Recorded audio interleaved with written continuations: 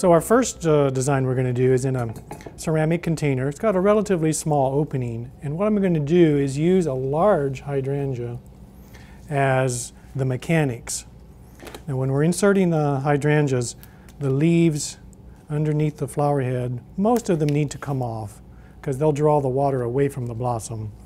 But I have to cut this at a very precise length.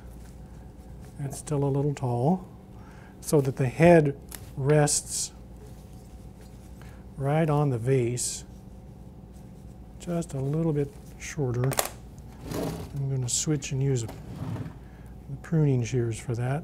Sharp angle, cut,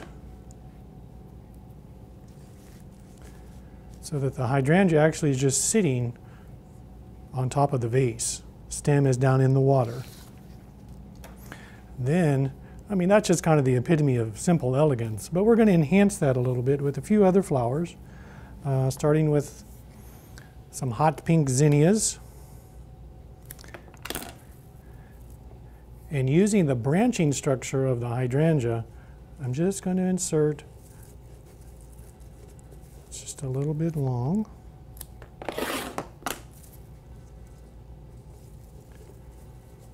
the zinnias, kind of following the same form and line that the hydrangea blossom started. It's giving you some nice contrast there. And then a little bit of seafoam status. Maybe that would be best coming out the side here by the leaf.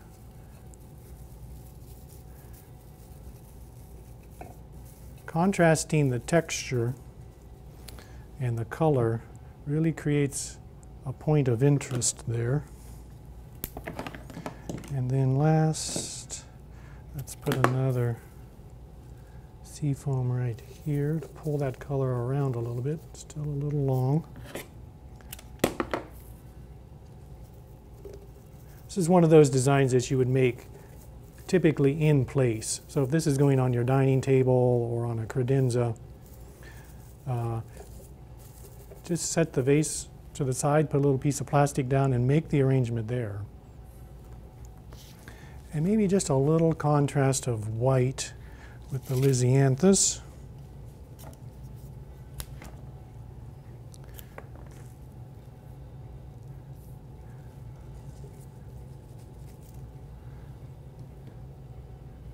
Lisianthus bud is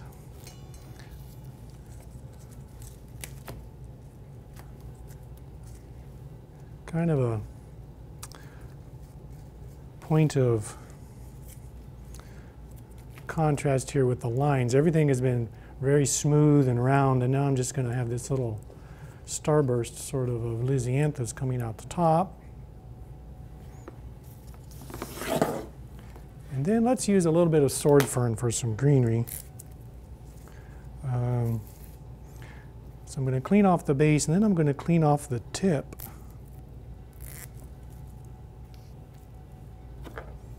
Remember which end is the water end. And I'm going to insert that stem base first, and then take the end that I trimmed and also insert that.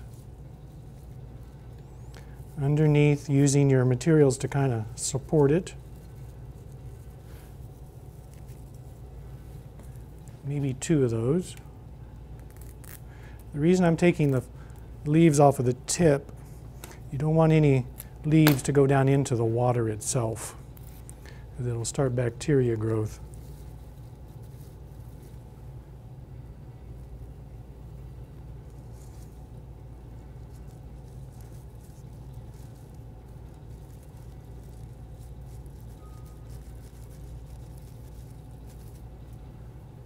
So that gives you an interesting contrast of a line. I think two will be enough of that. And then lastly, I'm going to do the same thing with the bear grass. More of a sheltering sort of a look. Sheltering means something that goes up and over and emphasizes what's underneath it, but at the same time feels like it's protecting it. I'm trying to be very careful and not break the hydrangea structure, stem structure, as I'm inserting this, and it doesn't seem to want to go in there.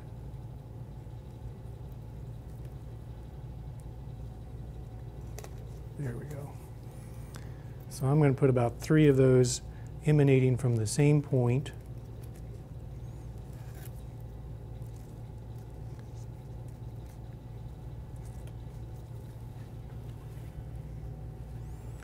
And then again, I'm going to pull those around.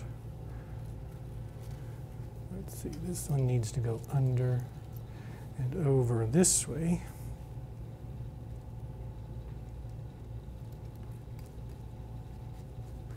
Bear grass is nice to use for this because it's kind of got a rough back edge to it, so when you're inserting it back into the design from the tip, it's kind of rough, so it kind of clings to the inside of the hydrangea blossom.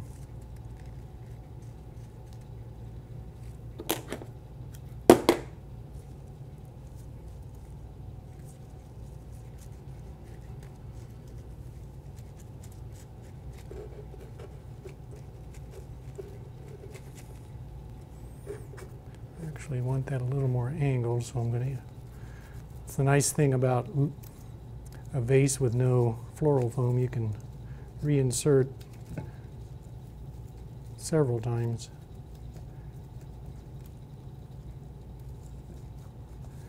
Except this one's being very contrary.